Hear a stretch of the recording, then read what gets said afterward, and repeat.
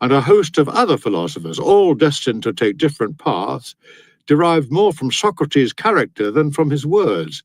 It was not Epicurus' school, but living under the same roof as Epicurus, that turned Metrodorus, Hermachus, and Polyaenus into great men. And yet I do not summon you to my side solely for the sake of your own progress, but for my own as well, for we shall be of the utmost benefit to each other. Meanwhile, since I owe you the daily allowance, I'll tell you what took my fancy in the writings of Hecato today. What progress have I made? I am beginning to be my own friend. That is progress indeed. Such a person will never be alone, and you may be sure he is a friend of all. Letter number 7.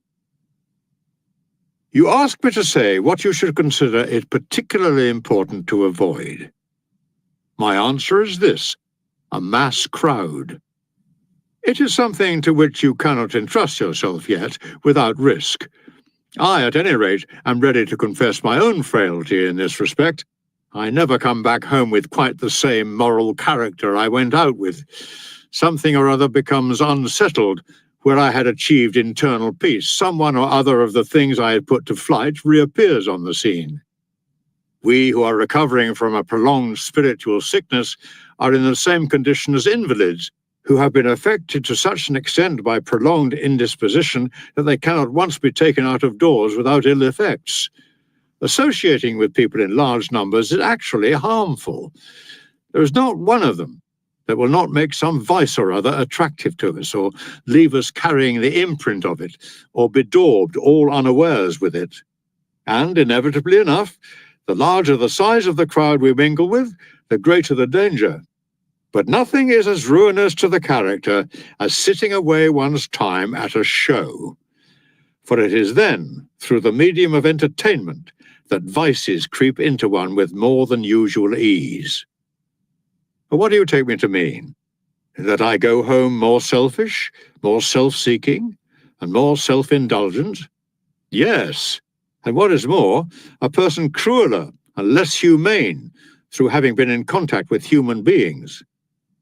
I happened to go to one of these shows at the time of the lunch hour interlude, expecting there to be some light and witty entertainment then, some respite for the purpose of affording people's eyes a rest from human blood. Far from it. All the earlier contests were charity in comparison. The nonsense is dispensed with now. What we have now is murder pure and simple. The combatants have nothing to protect them.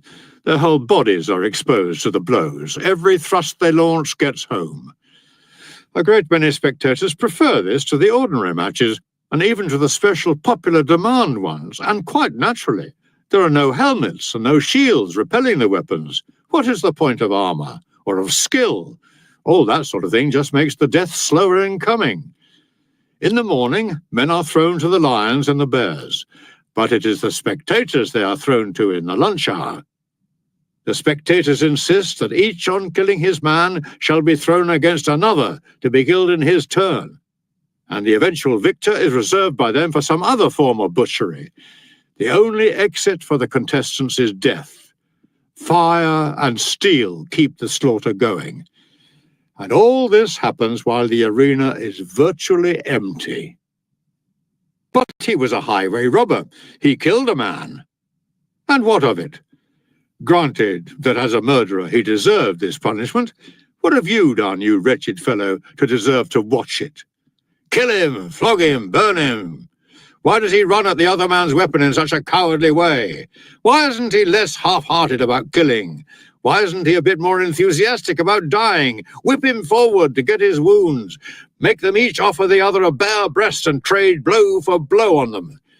And when there is an interval in the show, oh, let's have some throats cut in the meantime so that there's something happening. Come now, I say. Surely you people realize, if you realize nothing else, that bad examples have a way of recoiling on those who set them?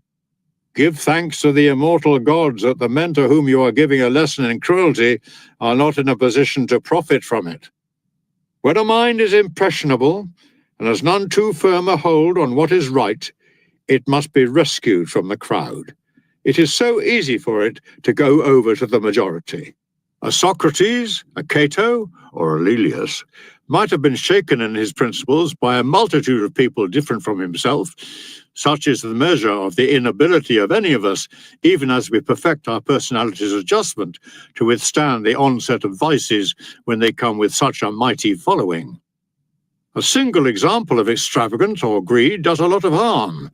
An intimate who leads a pampered life gradually makes one soft and flabby. A wealthy neighbor provides cravings in one. A companion with a malicious nature tends to rub off some of his rust, even on someone of an innocent and open-hearted nature. What, then, do you imagine the effect on a person's character is when the assault comes from the world at large? You must inevitably either hate or imitate the world. But the right thing is to shun both courses. You should neither become like the bad because they are many, nor be an enemy of the many because they are unlike you. Retire into yourself as much as you can. Associate with people who are likely to improve you. Welcome those whom you are capable of improving. The process is a mutual one. Men learn as they teach. And there is no reason why any pride in advertising your talents abroad should lure you forward into the public eye, inducing you to give readings of your works or deliver lectures. I should be glad to see you doing that if what you had to offer them was suitable for the crowd I've been talking about, but the fact is, not one of them is really capable of understanding you. You might perhaps come across one here and there, but even they would need to be trained and developed by you to a point where they could grasp your teaching. For whose benefit, then, did I learn it all? If it was for your own benefit that you learnt it, you have no call to fear that your trouble may have been wasted. Just to make sure that I have not been learning solely for my own benefit today, let me share with you 3 fine quotations I have come across, each concerned with something like the same idea. One of them is by way of payment of the usual debt so far as this letter is concerned, and the other 2 you are to regard as an advance on account. To me, says Democritus, a single man is a crowd, and a crowd is a single man. Equally good is the answer given by the person, whoever it was, his identity is uncertain, who, when asked what was the object of all the trouble he took over a piece of craftsmanship, when it would never reach more than a very few people, replied, "A few is enough for me, so is one, and so is none." The third is a nice expression used by Epicurus in a letter to one of his colleagues. "I am writing this," he says, "not for the eyes of the many, but for yours alone. For each of us is audience enough for the other." Lay these up in your heart, my dear Lucilius, that you may scorn the pleasure that comes from the majority's approval. The many speak highly of you, but have you really any grounds for satisfaction with yourself if you are the kind of person the many understand? Your merits should not be outward-facing. Letter number 8. Are you, of all people, you write, really telling me to avoid the crowd, to retire from the world and find contentment in a good conscience? Where are those Stoic rules of yours that call on a man to die in harness? Oh, come now. Do I really give you the impression that I advocate a life of inactivity? I have only buried myself away behind closed doors in order to be able to be of use to more people. With me, no day is ever whiled away at ease. I claim a good part of my nights for study. I have no time for sleep. I just succumb to it, keeping my eyes at their work when they are heavy-lidded and exhausted from lack of rest. I have withdrawn from affairs as well as from society, and from my own affairs in particular.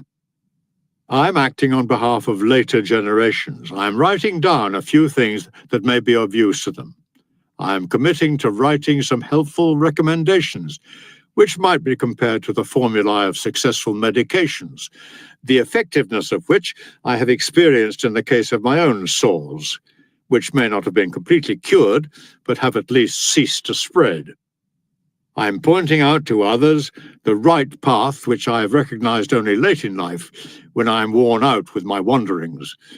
Avoid, I cry, whatever is approved of by the mob, and things that are the gift of chance. Whenever circumstance brings some welcome thing your way, stop in suspicion and allow